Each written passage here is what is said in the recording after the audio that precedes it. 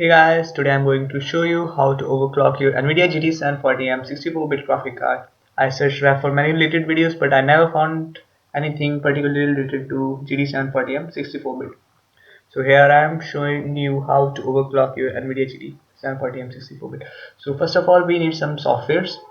The MSI Afterburner and EVG Precision X are two popular softwares for graphic card overclocking.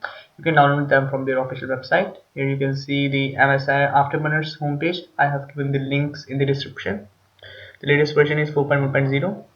The description of the software and the download links. And here it is the EVG's home. You can see the homepage and download links, mirror 1, mirror 2 and Steam link.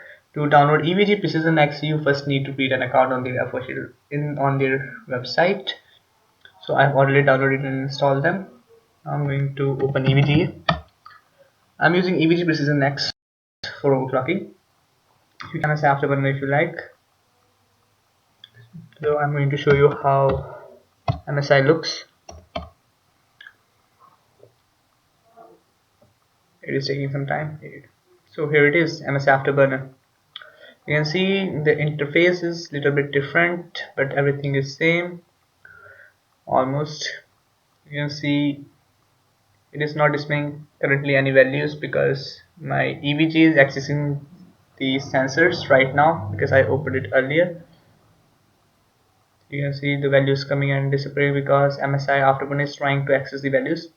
So the values which we are going to tweak are these values. You can see mainly these two, GPU clock offset and memory clock offset. You can find these two values here, clock offset and memory clock offset. So you can overclock it using MSI if you want, but I'm going to use the EVG. So first of all I'm going to show you what EVG has. So here you can see some values. It is the GPU clock, which is currently maintained at 405 megahertz, which is displayed by this gray arc. It is currently at 405 because my graphic card is not in use. You can see the GPU temperature, which is 36 degrees Celsius, denoted by this red bar in this blue arc. This blue arc is the temperature measuring scale. You can see the temperature in Fahrenheit, and here below you can see the temperature in degrees Celsius. So, and you can see the additional clocks, these markers. The white one is the limit for my GPU base clock, and red one is GPU's turbo clock limit. As we know, the GPU NVIDIA GT-740m 64-bit comes with a turbo clock, which gives it additional clock boost of I think 100 to 200 megahertz, which is not pretty much, but it increases its performance. So here it is. So first of all I'm going to show you how this thing works. So I'm going to launch an application. I'm going to use grid 2 as a reference. You can see my clock has raised to 900 megahertz, which is the base clock limit. But now I'm going to start the game.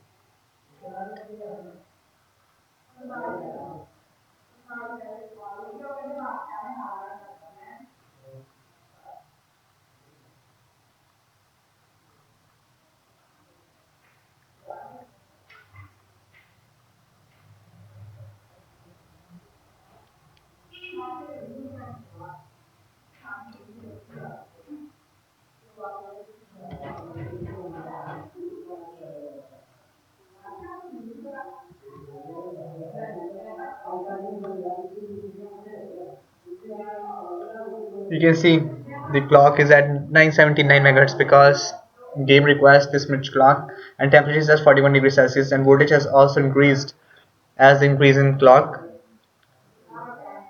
Now I'm going to launch an event.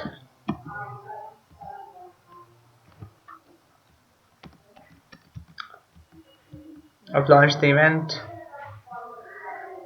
Now you can see my clock is at turbo, which is this point, and it is the limit. It cannot go beyond this point, 1058 megahertz, and GPU temperature has rise to 45 degrees Celsius, and voltage has also rise to 1131 megahertz. Now I am going to increase this value. in order to increase its performance. So how this works, I'll show you. So the GPU clock offset, you can see here, it can be considered as the additional GPU clock which we can assign to our GPU so that it can go beyond this value or this point to increase its performance. You can see here, I'm going to increase it. I've increased it by 20. Now I'm going to apply it. Now I'm going to launch the game. While playing the game, it will cause my graphic card to increase its performance. So you can see here, I'm playing it, and now my graphic card's clock has increased beyond this point. You can see here, now clock is at 1071 megahertz and temperature has rise to 49 degrees C and voltage consumption has also risen. I'm going to increase it until you hit the temperature limit, which is 90 degrees Celsius for most graphic cards. But in GT740 64-bit RAM, in 64-bit, if you increase it to maximum, that is 135 megahertz, you won't cross the 60 degrees Celsius limit. Now I'm going to show you how much it has increased the clock. I'm going to start the game. Here it is. I'm playing game.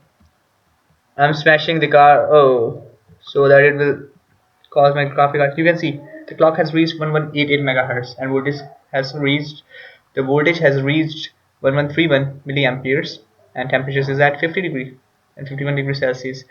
I think NVIDIA built a limitation on the card so that we cannot increase the clock beyond 1 plus 135 megahertz so that gamers won't destroy their graphic cards by overclocking it.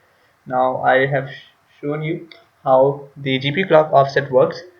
Now it is a memory clock offset's turn. You can consider the memory clock offset as the additional cache memory you can assign to your GPU. Additional memory means more frames. So it is simple as that. But for this you have to be more careful because you cannot increase it to max like GPU clock offset. On my first try I tried to do that, but the results were terrible.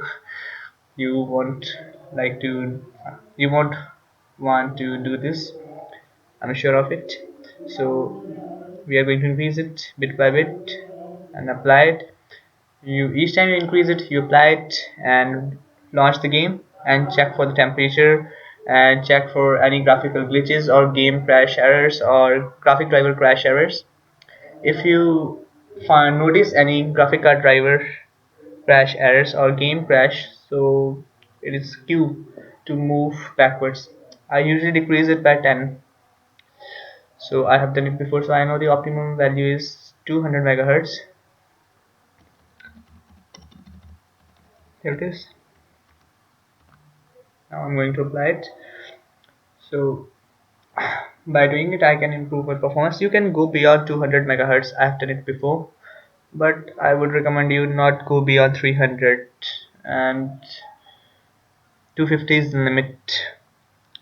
For most optimal value is 250.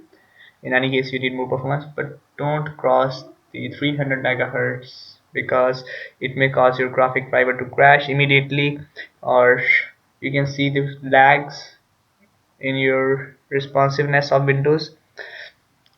But sometimes it may not occur at the time. It may occur when you're playing game or doing some other job which is using your graphic card, but that's not a good thing to do.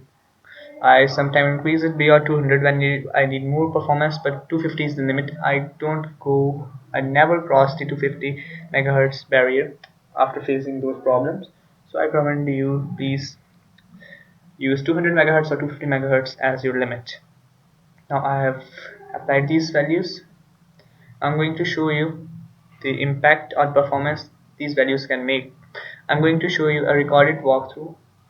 I'm not going to run a game right now and try to show you how this thing works because right now I'm recording my desktop, so which may influence my game's performance. So I'm going to show you a recorded walkthrough. This is Batman Arkham Origins walkthrough. You can see here, while recording and not overclocking the card, my average frames are 30 frames. You'll see here the 30, but it may drop down below 30 to 20. You can see here at 20 frames, and it may rise up to 50 but 50 is the limit. Sometimes it may go beyond 50, but that's the fluke. You can see here frames 30, 29, 30, 29, 30, and 1. Oh. Now beating some bad cops without overclocking. You can see frames 39, 25, 40, 30, 25, 26, 37, 40. But these are varying. Now I'm going to overclock the card. I've overclocked it and now you can see the increase in frames. Now the average is 50 frame and the minimum frames are 45 frames and maximum are 60, 60 to 64. Sometimes it may go below 45 but 38 is the limit. That is a fluke. That happens very rarely in the game when your card has to display so many models and buildings, etc., but that's the rarity. In most of the cases in this game you remain in close locations, so you always hit the 60 to 64 frames target, which is very high for my graphic card, or you know, it's good for my graphic card as per my graphic card's performance. I'm satisfied with 60 frames. So thanks for watching. I hope this helped you. Please like and subscribe for more videos. And once again, thank you.